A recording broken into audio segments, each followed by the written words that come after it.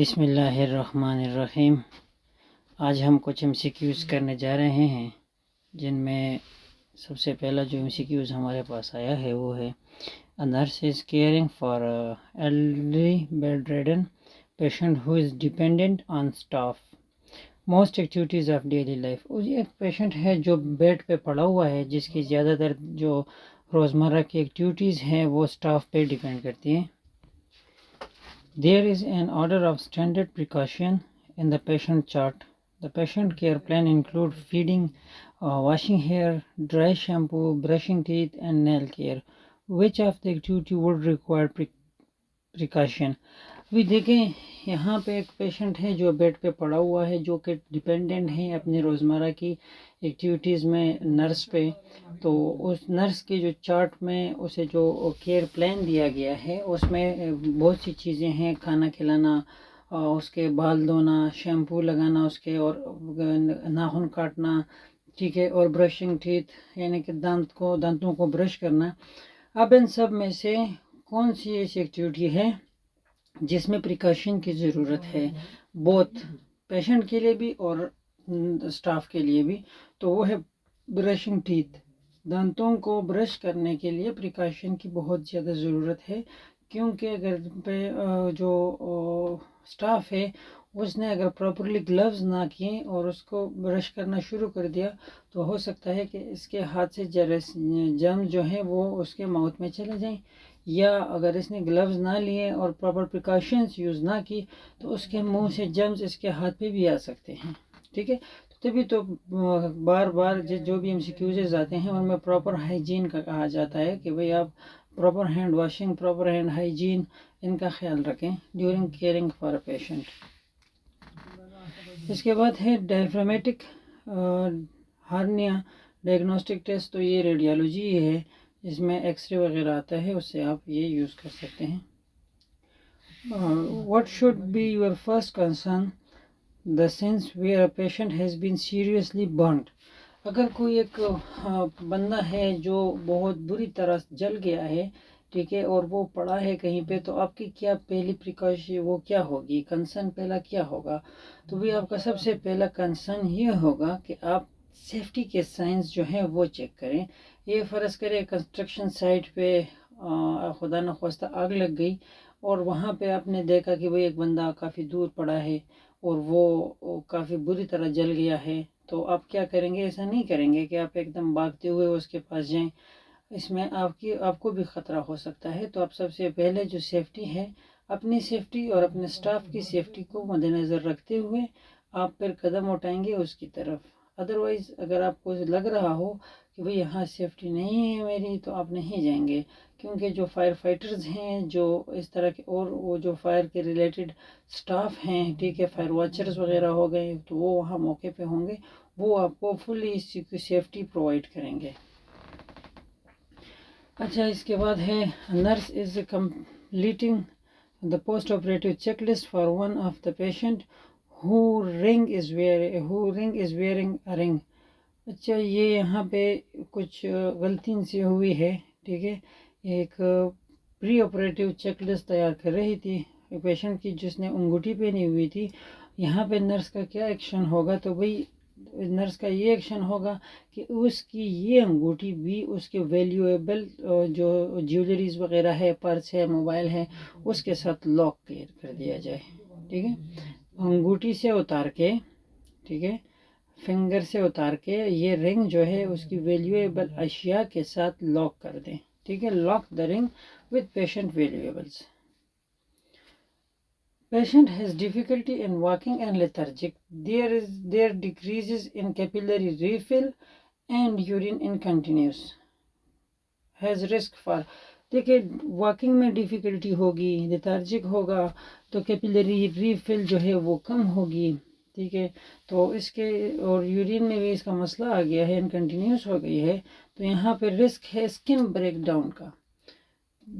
ابھی بات یہ ہے کہ بندہ پڑا ہے تو وہ پانی نہیں پی رہا، لیتھارجک ہے، کیپیلریز اس کی ریفلنگ صحیح ڈیکریز ہو گئی ہے، صحیح نہیں ہو رہی، پراپر نہیں ہو رہی، تو اسکن بریک ڈاؤن کے چانسز یہاں پہ بہت زیادہ ہیں۔ A 17-year-old arrived to emergency room complaining abdominal pain on right lower quadrant. Pain has rated as 9 numeric scale with positive rebound tenderness. Over the pain, blood pressure 120/70, heart rate 100, respiratory rate 22. यहाँ पे ये जो sign और symptoms बताए जा रहे हैं, ये हम कह सकते हैं कि ये अपेंडिसेक्टोमी की तरफ जा रहे हैं। और जब भी अपेंडिसेक्टोमी की तरफ वो जाएं, साइन और सिम्टम जाएं, तो आप ये ख्याल करें कि पेशेंट NPO रखें, उसको कुछ ना खिलाएं, कुछ ना पिलाएं। जैसे ही आपके पास अगर ऐसे साइंस के साथ पेशेंट रिपोर्ट हो, तो आप सबसे पहले उससे ये कह दें कि भाई आपने अभी से कुछ खाना पीना नहीं है, ठीक है, keep NPO. The nurse sustained a needle stick injury after administration an intramuscular to a patient. It is recommended that the nurse be tested for human immune deficiency virus. अच्छा, यहाँ पे एक पेशेंट जो था वो दूसरे पेशेंट के एक नर्स जो थी वो पेशेंट को इंजेक्शन लगा रही थी, तो उसे मिस्टेकनली वो लग गया, नीडल लग गया उसके हाथ पे। तो यहाँ पे भी नर्स क्या करेगी, तो वो भाई हर 6 महीने बाद जो है वो HIV टेस्ट अपने लिए रिपीट करेगी, ठीक है। HIV टेस्ट रिपीट करेगी, ऐसा ना हो कि पेशेंट को HIV हो, उसे पता ना हो, वो इससे हो जाए। ये in the case of only HIV नहीं, ठीक है। In case of hepatitis B, hepatitis C also same scenario.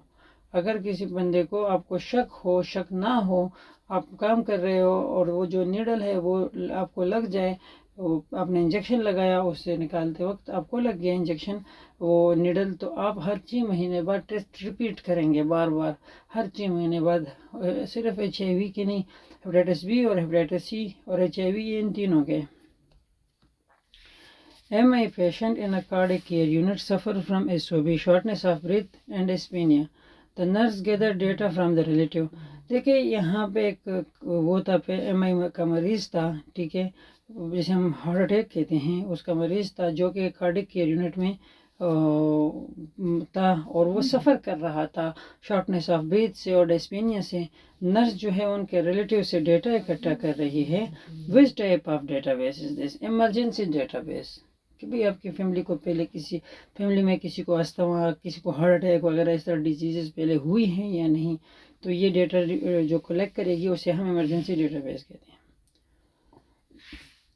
Woman has history of depression and chronic disease and asked the nurse what is the best contraceptive. औरत थी, उसे depression था और उसे chronic disease थी, और उसने नर्स से पूछा कि कौन सी जो कॉन्ट्रासेप्टिव है वो बेस्ट है, तो वही नर्स उसे बताएगी copper. A 19-year-old girl was scheduled for extraction under general anesthesia. Her preoperative was done and the consent was signed, and but her nail polish and trim her long nail. यहाँ पे ये है कि भाई एक लड़की थी जिसका जो था एक्सट्रैक्शन हो रही थी, ठीक है, जनरल एनेस्थीसिया के तहत, जनरल एनेस्थीसिया के अंडर, लेकिन उसने कंसेंट सब कुछ तो साइन किया, लेकिन उसके नाखून लंबे थे और उस पर पॉलिश लगी हुई थी, तो उसे ट्रिम करना था। तो अभी नर्स उसे क्या बताएगी? नर्स उसे ऐसे कैसे करेगी? Nurse explain why nail need to be cleaned, कि नाखूनों को क्यों साफ़ किया जाए। नर्स उसे ये बताएगी कि नाखूनों को क्यों साफ़ किया जाए।